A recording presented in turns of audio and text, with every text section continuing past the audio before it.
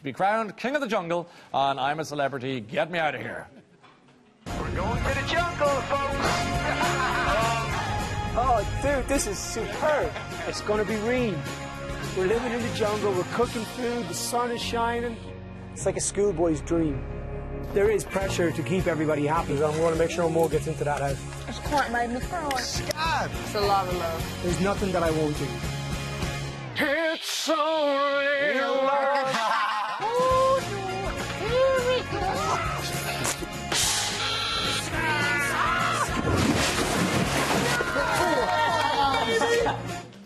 Would you welcome, please, Kian Egan, ladies and gentlemen.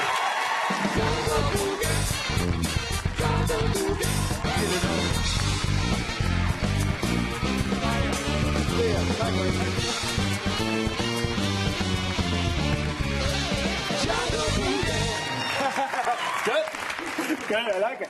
I tell you, that was quite a good Ronan Keating impression you were doing there. Thanks very much. Was it only words you were giving there? I think so, yeah. It's good. I liked what you did with that. Thank you. Why did you decide to go into the jungle in the first place? Well, I suppose, like, you know, obviously Westlife had ended.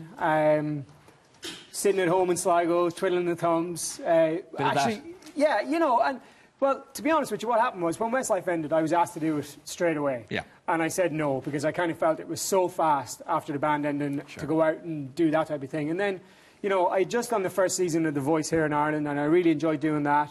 And then I had a good bit of time off where I was kind of just like chilling out at home, and you know, me and Jodie relaxing with Koa and just living life. And then it kind of came back around again, and they asked me again, and myself and Jodie started talking about it, and it just kind of felt natural. I mean, anybody who knows me will know I'm a very adventurous guy. You know, I'm a very outdoorsy guy. Yeah. So the idea of going and living in the jungle to me isn't a big deal. It's like, you know, if somebody said to me, let's go and do that and have a 3-week holiday, I'd be like, excellent, you know. You weren't freaked out by creepy crawlies? No, I would be more kind of like, you know, looking at them and getting down on the ground to see what's going on. Actually. Yeah, so it suited me. And yeah, I just thought, you know, the aspect of the food and all that type of thing, I thought it'd be a good challenge. Yeah.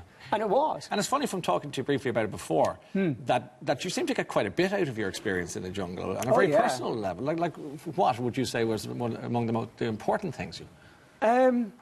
Well, I think being pulled away from society and everyday life is the biggest shocker of it all. I think that's the one thing that people don't realise when they're watching the show. I mean, everybody at home will watch the show for an hour a night or however long it's on TV, when we're in there 24/7. And, you know, we were actually in there for about 4 days before the first episode aired. On top of everything. Which we didn't realise until it was all over.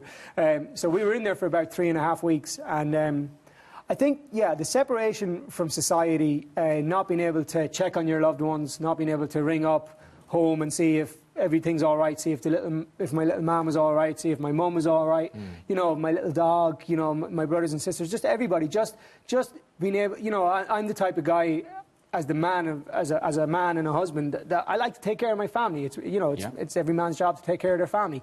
And when that gets taken away from you, it is quite difficult. It is quite kind of like, you know, because every man wants to be involved. Every man wants to be in there and taking care of their family, making sure everything is all right.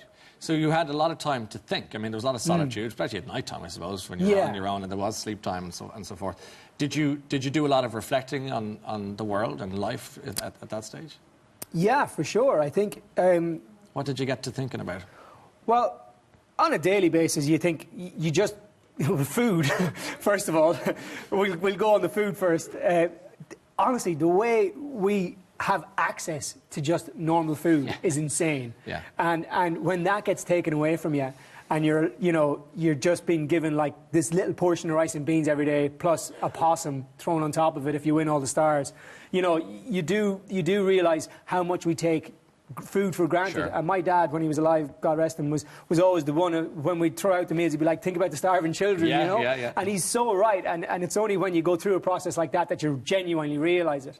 Did you think about your dad when you were there? Yeah, of course. I mean, you know, we lost my dad about 5 years ago, coming up this summer, and you know, every night I said a prayer. I spoke to him, and he was the man that I kind of said, Dad, please look down on everybody and make sure that Mum is okay, you know, and my wife and my little boy is okay, and all my brothers and sisters. You know, you get comfort in strange things when you are pulled away from society. Had you been like that before the jungle? Or, No. Or this came about No, there I with mean, that time to yourself? I would be a little bit, you know, like the odd time here and there, but I found myself getting comfort from it every night, just to say a little prayer and just kind of like, you know, like, I mean, I wasn't going out there and saying 10 Hail Marys, don't get me wrong. No, you you're know. having a chat with your dad. Yeah, just having a chat. And how did your dad die, can I ask you? he had a brain tumour in the end. A very rare brain tumour. He was a young man, 63 when he was diagnosed, and within 10 months he was gone from us. Yeah.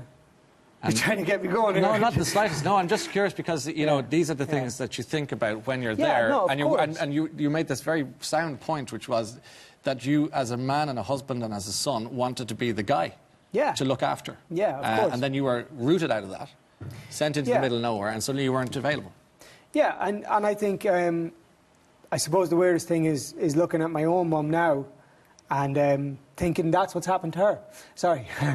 Yeah, that's what's happened to her, you know. It was a very different situation for me. Yes. Because obviously I was doing a TV show, so it's all light and fluffy. But really, for my mum, that's exactly what happened. It kind of highlighted, you know, for you her how her husband was kind of snatched from her at that point. Absolutely. Your mum very kindly joins us in the audience. Has, Where are you, Patricia? Very sombre, so quick, mum. No. Did you worry about Kian in the jungle at all, or did you think he would be well able for himself?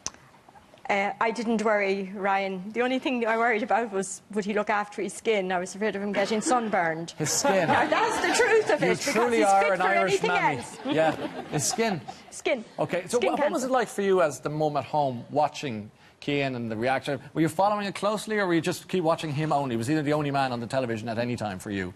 No, we watched it all. Yeah. Every second of it. Yeah. Every second. Sorry, what did you ask me? Were you surprised by anything at all, or did you just enjoy him all the time? No, I enjoyed him.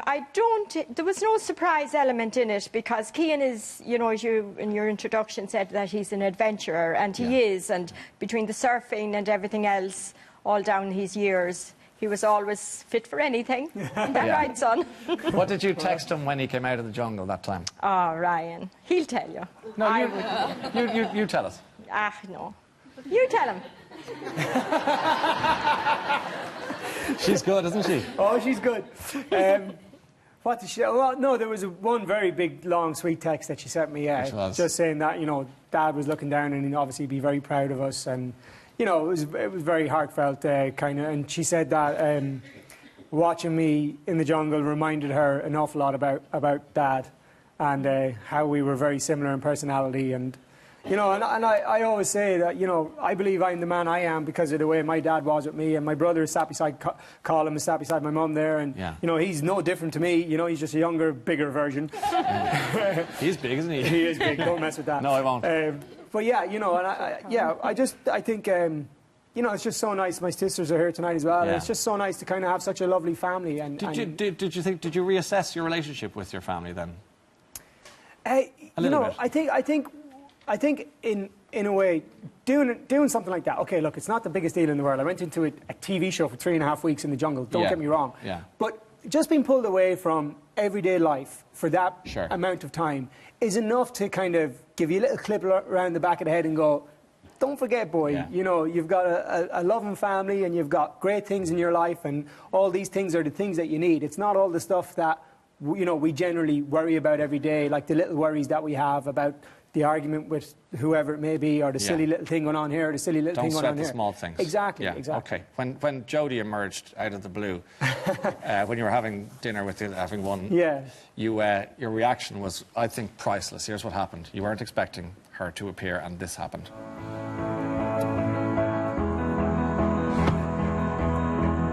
My God!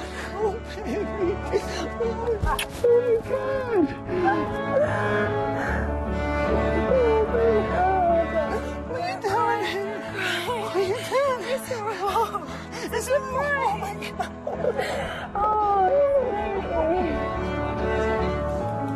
That's lovely. It's really sweet. What were you thinking when you were holding her then? Well, I think the first thing that went through my head was everything is all right. Good. Because if she wasn't there, or sorry, if she was there, it meant that everything was all right. Okay. Because before you actually go into the jungle in Australia, you have a week cut-off point. Yes. So I had like a 4.5-week cut-off point from start to finish with the world, shall we say. And obviously with my wife and my little boy. So, you know, we had this big plan. Originally, we talked about bringing Cole to Australia and my mum to come and take care of him, but we realised the jet lag and everything. Joey was only going to be there for like 2 weeks, and she was up at 4 a.m. every morning to go down to set to see who was getting kicked out and all that. And, you know, so we realised it wasn't going to be easy to do that with Koa. So we had this whole plan of her bringing Koa to Ireland and settling him in with Mum, and then her flying to Australia. And so, you know, just to see her, I was like, wow, everything is okay, everything is settled, you know. And it just gave me the strength to kind of be able to go back in and do it all again, shall we say. And as I said, I don't know, I can't remember whether they showed it on the show or not. Had I had another month left in there, it wouldn't have been a problem because I knew everything was okay at home. And the physicality of it, to be able to hug and say it's real and it's there. It's important and just, to you. just the same thing that I said before, just that cut off, that being pulled away. It's kind of funny because one of the first things you said, it seems to me, Kian, when you came out was, I want another baby. Yeah. And it's just, yeah, absolutely. Because it's the Alfonso, Cartman, as we know from the only Fresh Prince.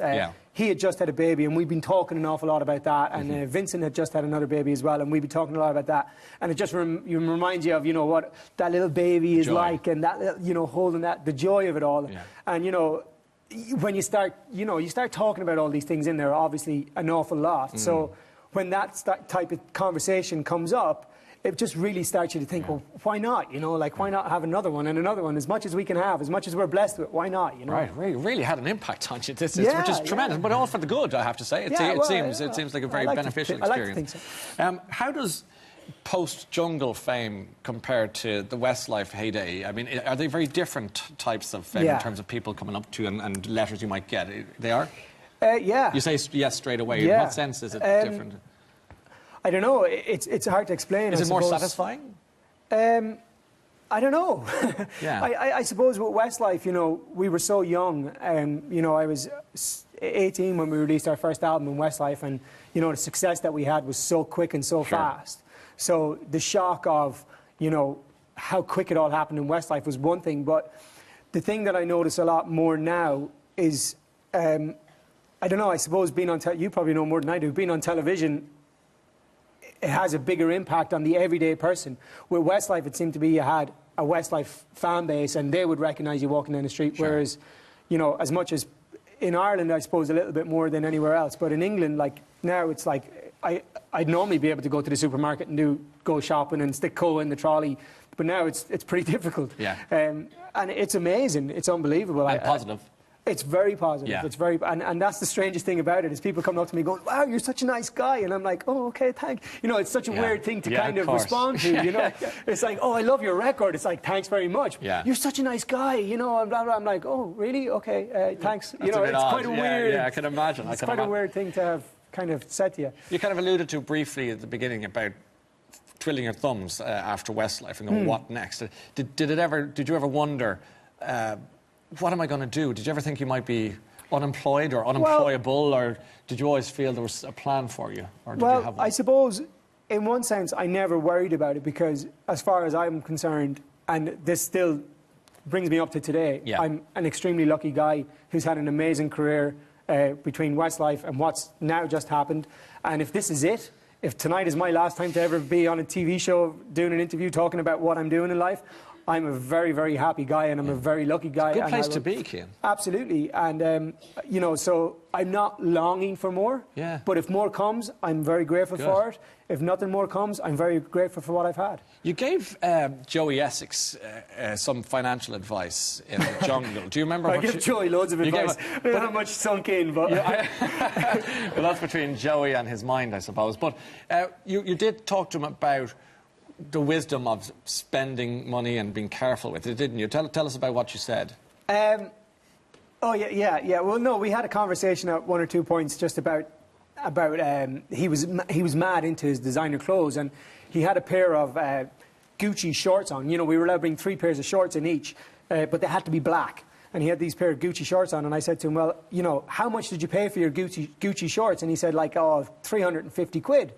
And I was like, well, they look no different than my shorts, you know, which were 50 quid, you know, Billabong or whatever mine were. And he's like, but the ream, man, the ream. And I was trying to say to him, look, dude, you know, like, you spend 350 quid in a pair of shorts now, or a leather jacket, or, you know, a pair of jeans. In 5 years' time, they're going to be sitting in your wardrobe, going to be totally out of fashion. Yeah. And, you know, you've got a mortgage still left to pay that you don't realise the money has stopped, and you've spent hundreds of thousands of pounds on silly clothes that basically are sitting in your wardrobe that you're never going to wear again. See, you were coming from a position of experience because you were that soldier.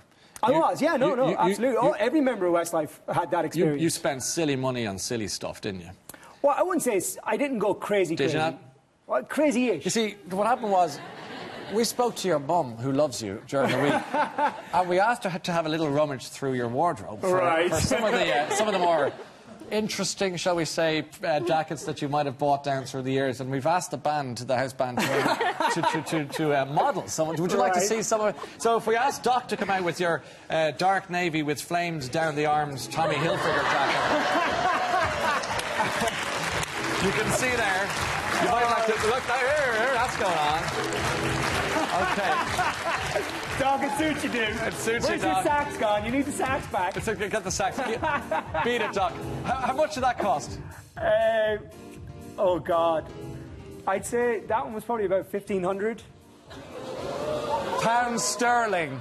Okay, now you see why he was telling Joey Essex about the shorts. I didn't buy them all, though. You were advised at the time. Cormac is going to give us something nice white with patches from Dolce & Gabbana. Oh, my God. Here's another. Hey, look at that. Yeah. Okay. Bought in LA for a Clive David pre-Grammy party where you met Whitney and Brittany that night. How much did that set you back, dollars-wise? I would have thought that was probably about $2,000. Yeah, that's great. That's wonderful. I wasn't the worst culprit for this. This is too late now. We saw them. You want to talk to Nicky Byrne? We need to get Nicky in here. Yeah, somebody call Nicky a cab and get him in. And finally, Paddy's wearing what's something slightly from a different moment in your life. This is the T-Bird jacket. The T-Bird jacket from your Greece days. Fantastic. There it is. Oh, that's hilarious. You're gone. He's Well, gone. that one didn't cost anywhere near as much. That was a hand-me-down from my older brother, and we got some Tipex and put it on the back for the T-Birds when we did Grease and Sligo in the Hawkswell Theatre. So let's say 50p. So they were the three jackets. So you had your wild days and all that. That's all changed now. Yeah. It's all 10. Oh, yeah, I mean, you know, Vans. Yeah, that's it. Well, that's about the height of it. Listen, we'll be watching on The Voice. Saw you last week. You're on again tomorrow night, obviously. Yes, indeed, and glad to be back. Brilliant to be back. And, you know, I think this season is got a good vibe to it. It's quite different. It's not as narky, and it's a bit more fun, a bit more lighthearted. And Dolores, of course, adding to the... Dolores is fantastic. You're going to be falling around laughing. What's your dream job at this stage? Stand up and I'll show you. I want to go. It could happen, but you would like a chat show thing, would you? Well, no, I kind of feels like TV is the natural... feels like it could be where it's going, but to be honest, I really don't know. Yeah. There's loads of stuff in the pipeline. There's loads of stuff coming up in the next few months that, you know, is all very, very exciting, but nothing is...